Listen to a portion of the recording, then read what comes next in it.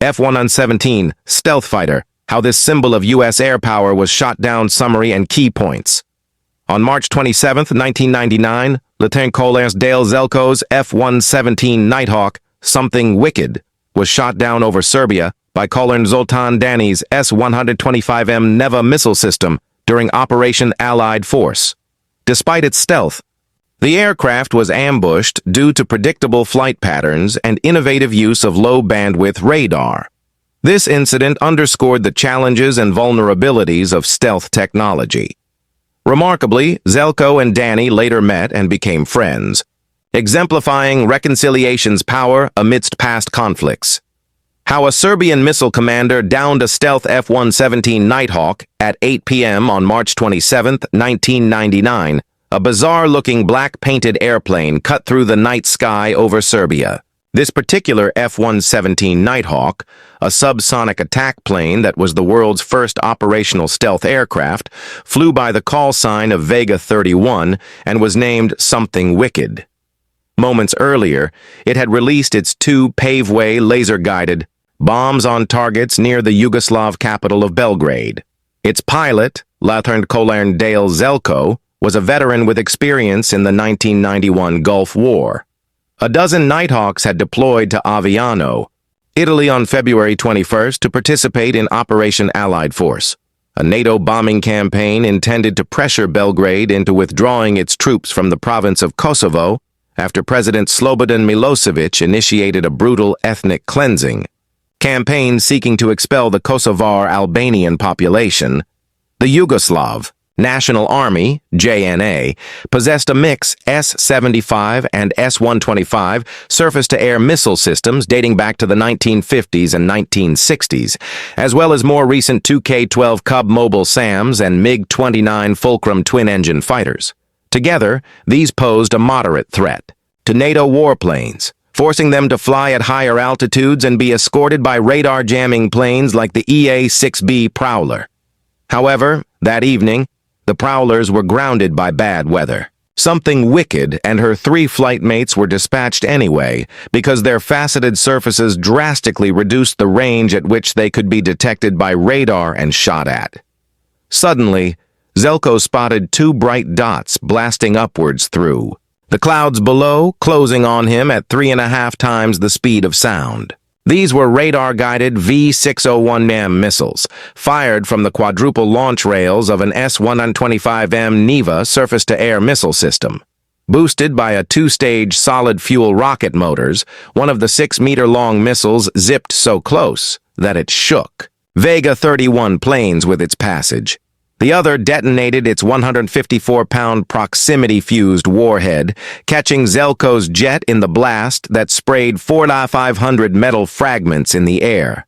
Something Wicked lost control and plunged towards the ground inverted. The resulting G-force was so powerful, Zelko only barely managed to grasp the ejection ring and escape the doomed Nighthawk. How had a dated Serbian missile system shot down a sophisticated, though no longer state-of-the-art, stealth fighter? Zelko's adversary that evening was Serbian Colonel Zoltan Dani, commander of the 250th Air Defense Missile Brigade.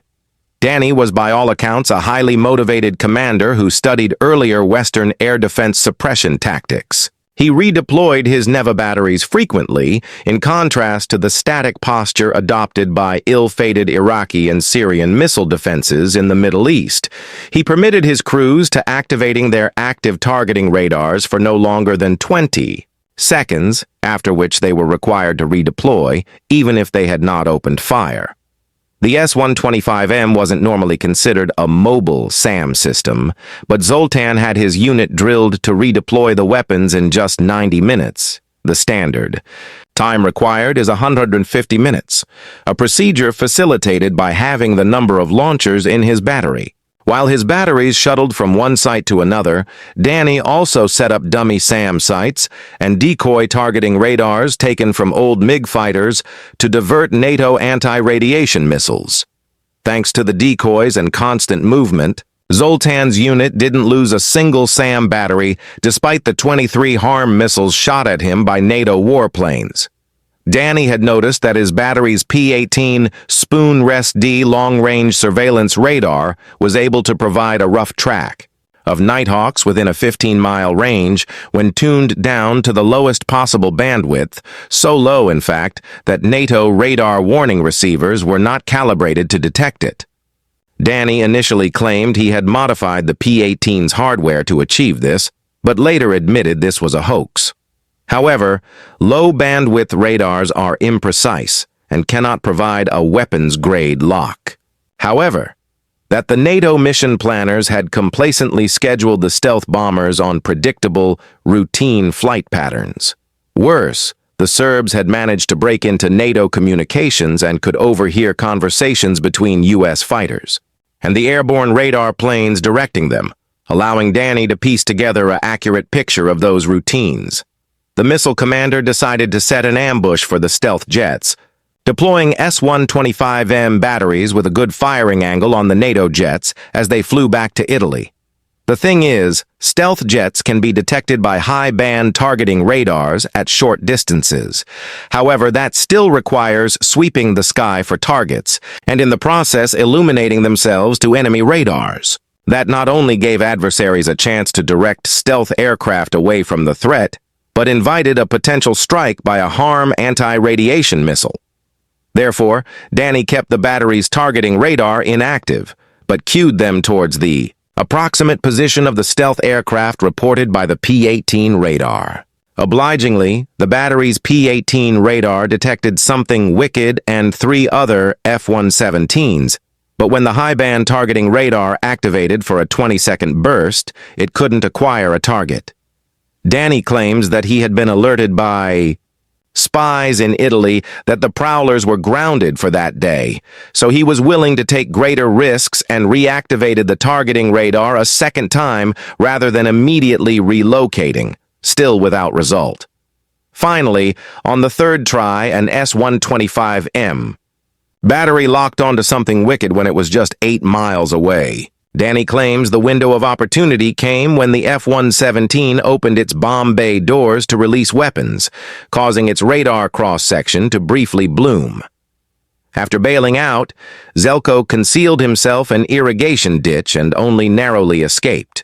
Capture by Serbian search parties that combed within 100 meters of his position. The following evening, he was whisked to safety by an Air Force combat search and rescue team deployed from an MH-60G Pave Hawk Special Operations helicopter. Danny's unit later claimed the only other Yugoslav aircraft kill of the war, shooting down a U.S. F-16 on May 2nd. Another F-117 was damaged by a missile on April 30th, but managed to return to base. Something wicked impacted Yugoslav soil upside down near the village of Budanovci.